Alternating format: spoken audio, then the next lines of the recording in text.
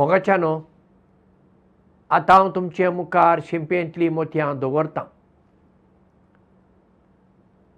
अमेरिकेंत एक दीस एका व्हडल्या स्टार हॉटेलांत एकटो भोव सादो दिसपी मनीस आयलो आनी ताका थंय रावपाक एक कूड जाय आसलें. कावंटराचेर आसली रिसेप्शनिस्ट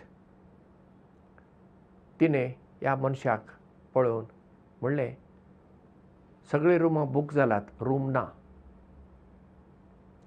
तेन्ना मॅनेजर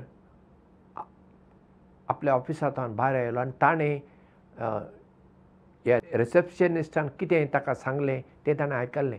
तो तिका कुशीन आपोवन म्हणटा, हे तुवें कितें सांगलें? तो कोण म्हूण तुका खबर आसा? तो फामाद संगीतकार पियर मॉन्त्यू. एका काळार तो स्टॅनफर्ड सिम्फनी ऑर्केस्ट्राचो निर्देशक डिरेक्टर आसलो. तेन्ना ती रिसेप्शनिस्ट जाली मातशी भियेता, पूण मागीर परत्यान कावंटराचेर येता आनी त्या सादो दिसपी मनशाक म्हणटा, सर तुमकां आमी हांगासर रुमाची वेवस्था करता, पूण आदीं फुडेंच तुमी म्हाका कित्याक सांगलें ना तुमी पियर मॉन्त्यो म्हणून? कित्याक हांव तुमकां वळखली ना. तेन्ना पियर मॉन्त्यो तणसणेन म्हणटा, बाय, दर एका मनशाक आपलेंपण ताची म्हणली अस्मिताय आसा.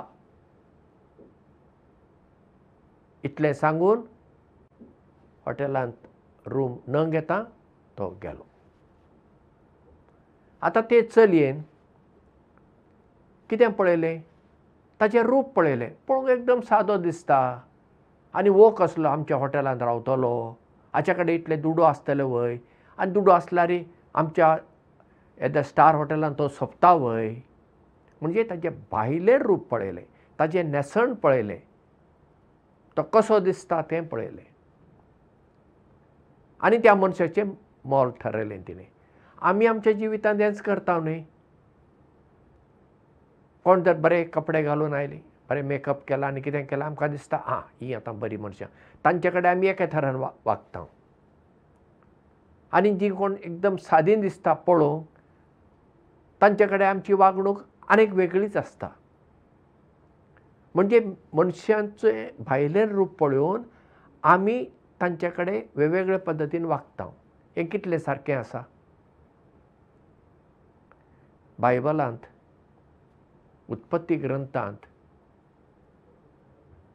आमकां अशें वाचूंक मेळटा, देवान मनशाक आपल्या सारक्याचो आनी स्वरुपाचो दादलो आनी स्त्री करून रचली म्हणटा. म्हणजे आमी आतां देवाच्या सारक्याची आनी स्वरुपाची. वांटे फाटें आमी केलें, देवान करूंक ना. देवाक आमी सगळीं ताची भुरगीं.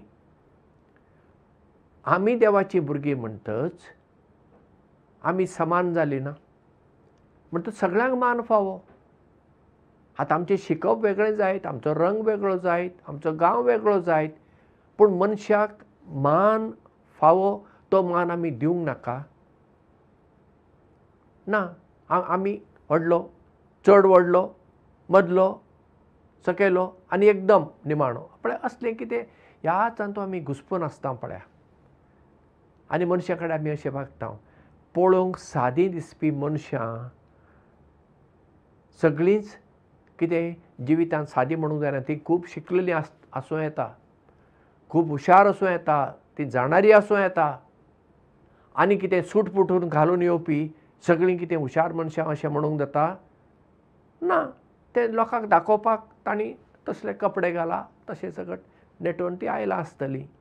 ती कशीं येवं, कोणी येवं, आमी मनशाचें भायलें रूप न पळयतना दर एका मनशाक जो मान फावो तो मान दिवया, कित्याक ती देवाची भुरगीं आनी आमकां खरींच भाव भयणी.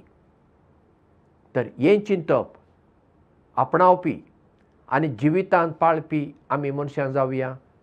देव बरें करूं आनी मोग आसूं. इश्टानो, 2018 ऑक्टोबर म्हयन्या पासून आमी तुमकां शिंपयेंतली मोतयां ही कार्यावळ दीत आयल्या. ही कार्यावळ तुमकां पसंत जाता जाल्यार आनी ती फुडें चालू दवरूंक जाय अशी तुमची अपेक्षा आसत जाल्यार आमकां ह्या सकयल्या फोन नंबराचेर SMS वा WhatsApp संदेश धाडात. आमचो नंबर 9850658565 9850658565. देव बरें करूं.